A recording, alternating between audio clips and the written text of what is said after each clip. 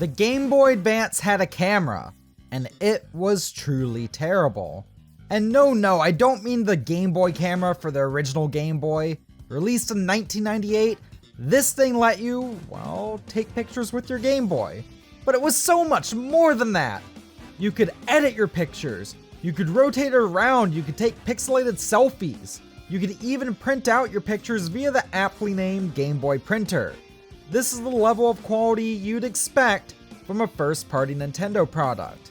And I say this because, well, I mean, what do you think a third-party Game Boy camera would be like? Because today on Stuff We Play, that's exactly what we're looking at.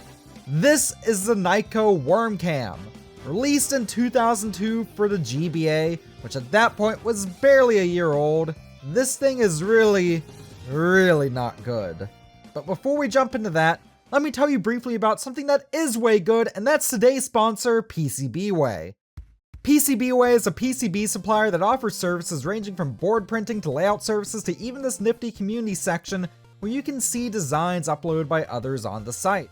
They are absolutely the real deal, and I even recently got these custom Game Boy cartridge boards from them that I am way excited to use to make my own repro carts. Maybe that's a video I'll do later on. But PCBs aren't all that PCBWay does either. PCBs start at only $5 for an order of 10, and if you make an account today, you'll get your first order free. Thank you again, PCBWay, for sponsoring this video. Now, oh god. Now let's talk about the WormCam. And yes, it's actually called that. It's actually called the WormCam. And before anyone asks, yes, I know that sounds kind of lewd. Also, nothing says bestseller like being able to buy something new in box on eBay for under 15 bucks. But take a look at this package right here. Along with PCBWay, this video is sponsored in part by my inability to control myself at 3 AM, and funded in part by my Patreon patrons and channel members here. Wow, I am feeling very shameless today. But anyways, I was kind of excited when I got this in the mail. Seriously, when was the last time I got to open a new GBA accessory? I mean, seeing as I didn't own any GBA accessories as a kid outside the standard link cable, I guess this is technically the first, depending on who you ask. And it's sealed. On the downside, it's in this terrible clamshell packaging that nobody uses anymore because it's just absolute garbage to deal with. It's pretty nicely designed packaging though, like it's nice to look at. I mean, it looks like the camera itself is sitting on an actual JPEG of a GBA. And it can store 20 whole color photos! Wow, that's really not a lot, even for a Game Boy Advance thing.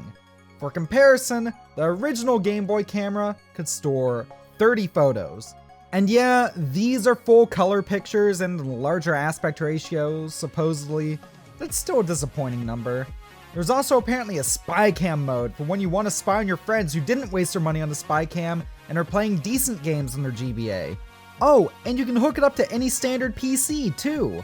No, I kid you not. See, after we've gone ahead and ripped that packaging to shreds, we'll see that there's a really high quality feeling instruction booklet in there. And on the last page in the little sleeve is a CD that will supposedly install software that allows you to hook the WormCam up to a PC. It comes with a cable that's not necessarily bad, but it's definitely very dated. Instead of being a straight mini USB to USB-A connector like on, say, a PS3 controller, this is mini USB to RS-232 serial. Who remembers serial cables? Damn. Actually, pretend I didn't ask that. Every day I get closer to withering to dust. But before we hook this thing up to a PC, we gotta plug this thing into an actual GBA and try to take some pictures. So the way this thing works is actually pretty unique. Though you plug it into the cartridge slot, there is nothing on it that actually connects in there. Instead, it merely uses the Game Boy Advance link cable port. Yeah, you see that little thing sticking out right there? Just plug it into that. It makes the same sound upon boot up that the GBA makes when hooked up to the e-reader accessory, and well, that's because it uses this connector.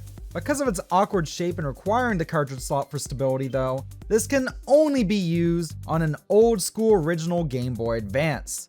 Not a micro, not a GBA SP, and especially not a Nintendo DS. So for the time being, I hope you like looking at pictures on an unlit screen.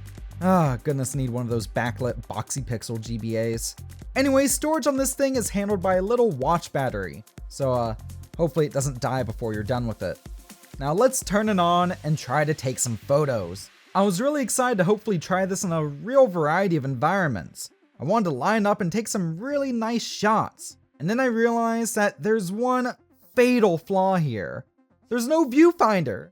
Even the original Game Boy camera had that. You can see nothing. You just have to point and shoot at something and hope for the best. At least you can swivel the camera around and try to take a selfie, at least. Or, you could if the camera actually worked. No joke, I tried so many times just to take a single picture with this thing. Despite it being brand new, I tried giving it a clean. I tried replacing the battery, trying it out on a friend's GBA in case there was a problem with my own. I once let this thing sit for 5 whole minutes after taking a pic, and it still didn't save it. It's busted. It's brand new and the damn thing is busted. And this isn't the only time this was attempted on the GBA. There's another camera for the GBA called the Digicam SP, also by Nyko. And you know how the WormCam only works with the original GBA? Well, the Digicam SP only works with, the SP. What the hell is up with that? Was Nyko just run by sadists? But you know what? Maybe it's good that this camera didn't work. Apparently the picture quality is all sorts of awful. The image resolution is only 182 pixels by 142 pixels. For comparisons, your average shitty 90s webcam would usually average about 320 by 240 pixels. Certainly in the early 2000s, there were better cheap digital cameras out there. Even if this thing worked, it still would be garbage in comparison to the competition. And yeah, I know some of you may try to excuse that with, but I couldn't plug in a standard digital camera into my Game Boy. But guess what? The Game Boy Advance can play Game Boy and Game Boy Color games. That includes the original Game Boy camera. And I'd argue there's still some merit in giving that a shot, even on the GBA.